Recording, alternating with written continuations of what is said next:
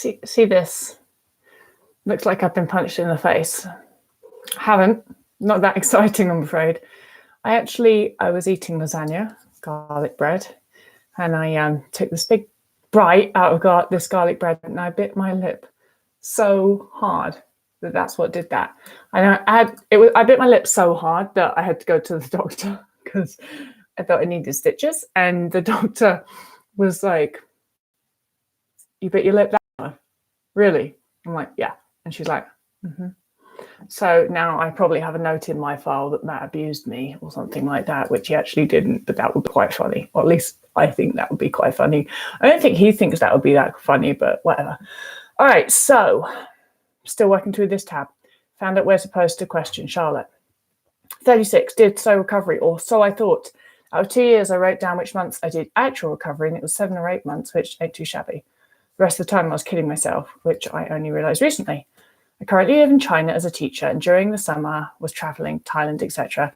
I thought I was in recovery, but then actually doing IF. When I came back, I felt great and decided to weigh myself. I felt like I was at my set point. Weight less than expected. This sent me to the spin. I joined the gym, having not properly done in a year. Bought a program, started tracking macros, and spent $2,000 on online PT course. Started binging, purged. Total time of that was 3 months. 2 weeks ago, I started to eat what I want, stopped exercising. Just unsure how to move forward. Was it a relapse? Was I ever in recovery? Did I kid myself? Do I need to go back to mini more? I don't know enough about mini more to be able to answer that question. Can I exercise? Am I going bonkers? Well, for first, Charlotte, really simple. You're either in recovery or you're not. And if you're in recovery, you can't do any disordered shit. So you can't restrict if you're in recovery. And if you have compulsive exercise problem, which it sounds like you do, you can't do compulsive movement if you're in recovery. And so from what you've described, I'd say that you were not ever actually in recovery. And I know that sounds like I'm being mean, but honestly, that's a good thing, Charlotte, that you weren't ever in recovery, because then it's like, oh, well, that's why I didn't recover, because I wasn't actually in recovery. Yeah, it's worse if you and I've never actually met somebody that was actually doing recovery, not restricting, not compulsively exercising, not purging, not doing any eating disorder shit, that didn't recover. And when I say doing it, I mean more than for a couple of weeks, like doing it for a long enough time to rewire, that didn't fully recover. So the good news is that no, you weren't in recovery, and that's good news, because if you actually get into recovery, you'll probably be successful. I hope that helps. Okay, next one. Hello, Tabitha. I wondered if you might be able to talk about how it felt on the first day that you didn't exercise, that you ate unconditionally. You did this all at once. I think a lot of followers like me watch your videos and are desperate to follow your advice, but are too scared to actually take action, fearful of the unknown, paralyzed by the fact that everything changing, eating disorder related suddenly leaves you with a gigantic void of life. Sorry for adding another question to a long list. That's all right. Merry Christmas to you and all of your animals. Merry Christmas to you, I see. So going cold turkey on exercise was both the hardest decision I've ever made and the best decision I've ever made. So making the decision to go cold turkey on exercise, and think of it from my point of view, it was yonks ago, and there wasn't even YouTube probably when I was in recovery, or if there was, I didn't know about it. And there certainly wasn't recovery coaches, and there wasn't really any recovery blogs either. So it's not like I had anyone telling me, go cold turkey on exercise, you can do this. I don't even know, I still wonder how I worked that out, that that's what I needed to do, but I did work it out that that's what I needed to do. And it's probably because my body had been telling me, like all of your bodies are telling me, that that's what you need to do. So I was just I knew, deep down I knew, so do you guys. And I was suicidal, and I was just like, fuck it. What the fuck can be worse than my life right now, honestly? And I was so tired. I was so terrified to stop exercise. I was so scared of it, but I was also so fucking tired and bored of it. I mean, I don't even like running. I used to run hours a day. I mean, oh God, it was awful. And so I was just one day, I was just well, I'm never going to kill myself because I hate this that much. I'm just going to stop it and I'm going to let myself eat. And I just went cold turkey. Coming to that decision to go cold turkey on exercise was without a doubt, the hardest thing I've ever done. It was so hard. My brain just couldn't accept that I should be able to do it. Was just so fucking difficult. But the second I came to that decision, oh my God, the relief. And so the relief, just the like, I don't have to get up tomorrow and go for my run. I mean, I cried. I cried because I was scared, and I cried because I was happy. And that's the problem with all of like emotional stuff, because often people ask like, well, how did this feel? And there's no one answer, because it was both terrifying and wonderful, and awful and amazing. It was all of those things at once. But the biggest emotion I think I felt after a while was just relief. Like, I don't have to do that anymore. I was just so relieved because I was so tired. And then I woke up the next day, and it was still like, when I woke up, it was a bit like, I'm really gonna not go for a run? And part of me is like, you're really gonna not go for a fucking run? And I didn't go for a run. And like that whole first day, it was like I was just like, I don't know, I felt like I was a glass cage of emotion.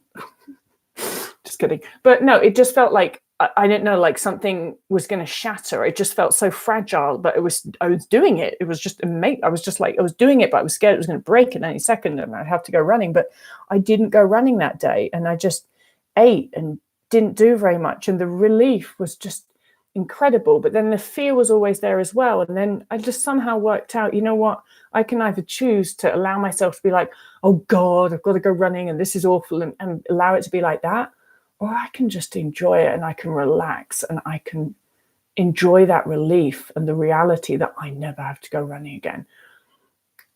And so it was kind of wonderful. It was definitely more wonderful than not. And the more I got into just understanding, like, I can just enjoy this, the more wonderful it became. And I just got to go and do things like go for coffee and tea and cake at friends' houses and make friends, all of those things with all that time. Like, there was this void, and I was scared of that void, but the void does get filled if you stick to it and if you actually go out and do other things that are non-exercise related. And so definitely the hardest, getting to that decision was just, it took years actually to get to that point. For years I was always going to stop running the next day, and I never did. So it took years to get there. And when I got there, God, just the relief, fucking amazing. Chloe, hi Tabs. I was just wondering if jiggling your leg when sitting and fidgeting is a form of compulsive movement. Yes. All right, I'm going to go back to that community tab because I've got to stay on track. I used to have anorexia, and I still have difficulties with it sometimes. I still purge, count my calories, skip meals, binge now and then. San, I'm going to give you a tip. You still have anorexia. I'm in a healthy weight now due to extreme hunger, mental hunger, and the binging. However, I feel ashamed because of my weight. I'm already redeveloping a double chin, and now I'm afraid that people told about my anorexic period would think I made it all up in order to get attention. Also, eating in front of these people makes me feel uncomfortable. Do you have any tips to let go of these feelings? Well, I'm not as interested in those feelings, San, as much as I'm interested in the fact that you don't seem to think that you have anorexia, yet you're still doing all the things that a person with anorexia would do. So let's go back to, you can have anorexia at any weight. So the fact that you gain weight doesn't mean that you're recovered or that you don't have anorexia anymore. You just have anorexia as a higher weight, and you will continue to do so until you stop doing the actions, purging, counting calories, skipping meals, binging. Binging's fine, carry on with that. But until you stop the purging, skipping meals and all that stuff, basically, which is restriction, isn't it? You're going to have anorexia. So you've got to focus on stopping restriction. And I know that you're terrified that if you do that, you will gain weight, and you might well gain weight. I'm not here to try and protect you from weight gain, because weight gain is not the enemy here. Your eating disorder is. And in terms of like what other people think, you just are going to have to learn to not give a fuck. And I know that that's easier said than done, but it is achievable, because the amazing thing about people with the genetics for eating disorders such as anorexia is we are such strong-minded fuckers. If we decide that we're going to not give a fuck what someone thinks, we'll work out how to do that. We're incredible like that. We are really, really good at willpower and determination and all of those things. So you need to decide not to give a fuck. And you need to decide to trust your body to take you to where it needs to go in order to be healthy. I hope that helps. All right. Can we do tab? Oh, thank God it's Friday. Okay, so one more on here.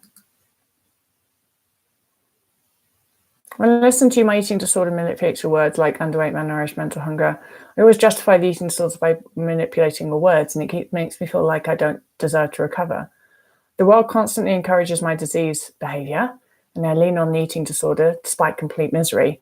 Is it safe to sum up recovery to eat as much as possible and rest as much as possible? Is it safe to sum up recovery to eat as much as possible and rest as much as possible? Yeah, that's pretty much what recovery is.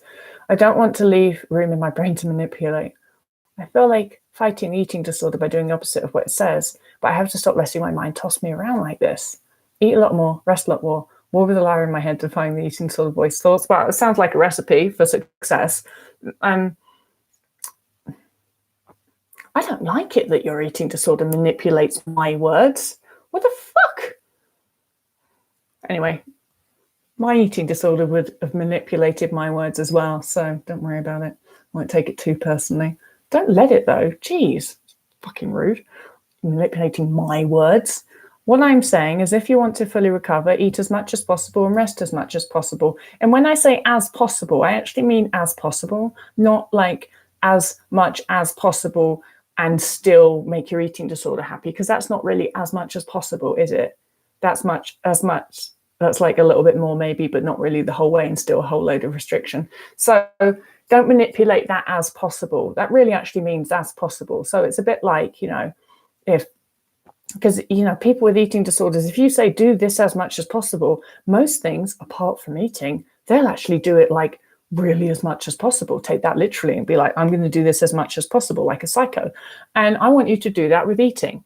So don't manipulate when I say eat as much as possible. I'm not saying eat a little bit more. I'm not saying eat somewhat more, but don't eat enough more. I'm not saying restrict a little bit still. I'm not saying eat as much as possible, but only if you get up to like 5,000 calories and then that's way too much. I'm not even saying eat as much as possible if it's like 50 bazillion calories and then stop. I'm actually saying eat as much as possible and rest as much as possible.